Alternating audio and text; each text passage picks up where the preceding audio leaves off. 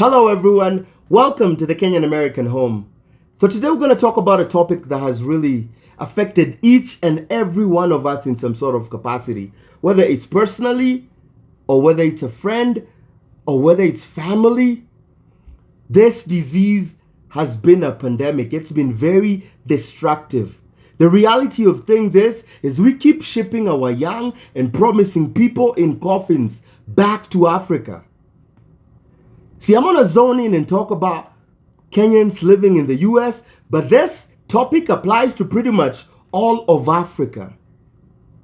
It is a huge pandemic, but we are not talking about it. We keep sweeping it under the rug. But the unfortunate thing is if we don't talk about it, if we don't address it, we will keep losing our people to this.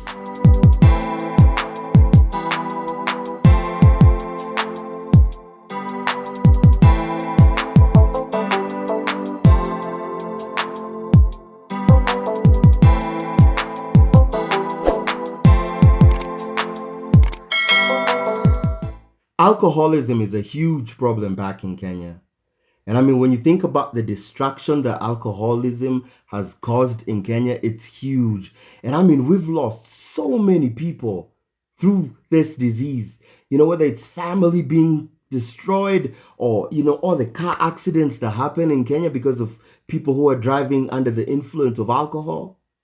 I mean, we have so many different types of alcoholics back home in Kenya. You have those alcoholics that are, bottom of the barrel drunks that sleep in trenches, that are sometimes homeless, that don't even have any families. But then on the other side, you have alcoholics that are actually working alcoholics, and it's perfectly normal. They can drink the whole night and then wake up in the morning and go to work.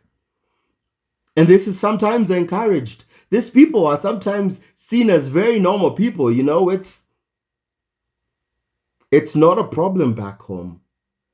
But then the problem comes when our people get on a plane and in searching for greener pastures, come to the USA. And a lot of times they bring in their drinking habits here into the US, which is often not as forgiving as Kenya. Because one of the things you realize here is if you are stopped by a cop because you're driving under the influence, you cannot bribe your way out. Actually, if you try to bribe a police officer, they will add charges to your already terrible situation. Here they have strict rules. You have to blow into a breathalyzer. They do, if they stop you and they suspect you of driving under the influence, they do tests on you. Sometimes they draw blood from you. And so if you're drunk and you're driving and you're stopped by a policeman, there's no way out of it. And so what happens is you get a DUI, which is, they call it driving under the influence.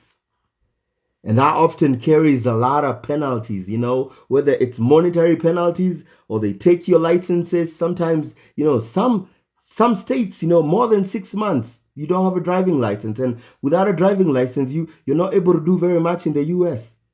Some states, they have jail sentences. That means you'll be taken to jail if you're caught on your first offense of a DUI, driving under the influence. And oftentimes, the penalties keep getting higher the more DUIs you get, to a point where, you get more DUIs, then you're sentenced to jail.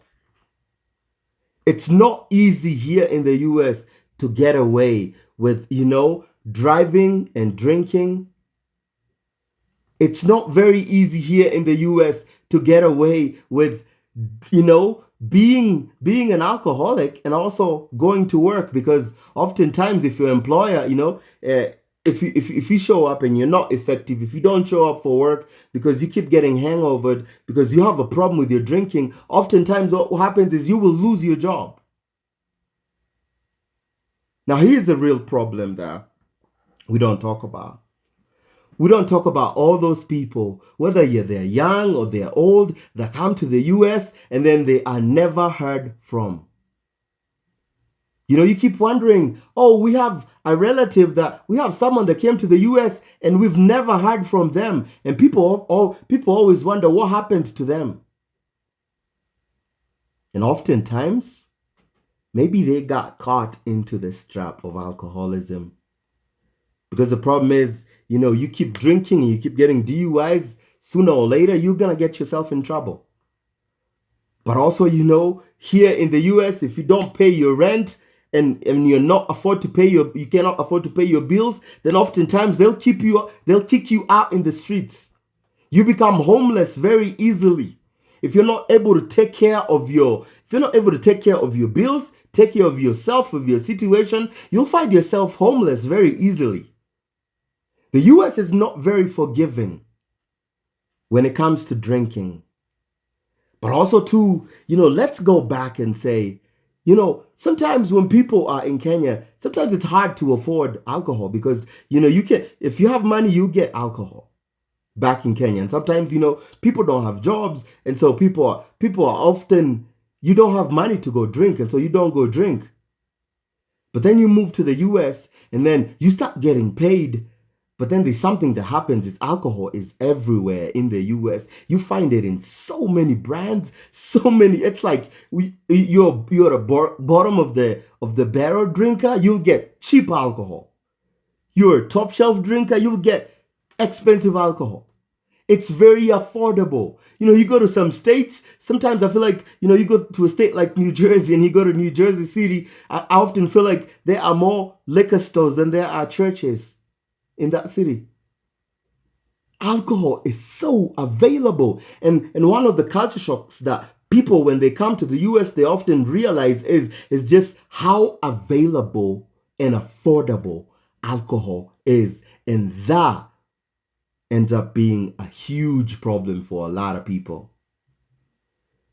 Because coming from a position where you were struggling to get alcohol back home because you didn't have money to a position where you can easily afford anything you want to drink, it starts a huge problem. And the other huge problem is we have a lot of alcoholics in Kenya who don't even know they are alcoholics until they come to the US, and then boom, that is brought right and center.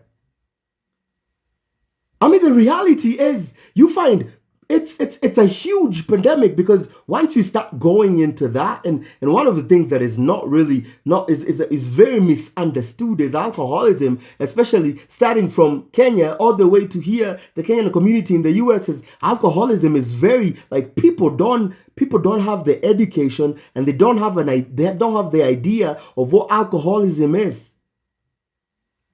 And so we're not able to help. We're not able to tackle the situation and the problem. And oftentimes what happens is, if you become a drunk and then you lose everything and you become homeless, people forget about you.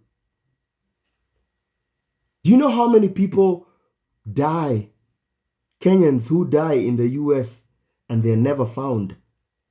Their bodies remain in morgues as John Does. John Doe means we don't have no idea who this is. So many people who end up in hospitals and they don't have any idea who this person is because they've been living out in the streets, they've been living under bridges. Oftentimes, the very easy way that our community deals with alcoholics is we throw our hands at them. We don't know how to deal with it. We don't know how to support an alcoholic, and oftentimes when we try to support them is we are enabling them, and so we actually push them deeper. That is a huge problem. We've lost so many people that people back home think, oh yeah, we have this brother, we have this cousin, we have this son, we have this daughter, this dad that went to the US, but we've never heard from them. And the unfortunate reality is they are buried somewhere in a public cemetery in the US. They're buried where? They bury people who are not identified or picked up by family. This is a huge pandemic that we need to start dealing with. Because oftentimes, people will abandon you when You are at the bottom, especially our Kenyan community here. But then when you pass away, they come together. They come together and they contribute as much as possible to ship your body back home and give you a send-off. But when you were alive, nobody cared to reach out. Nobody cared to ask, how can I help you? That is the big problem that we need to tackle and talk about. How long are we going to keep losing our people?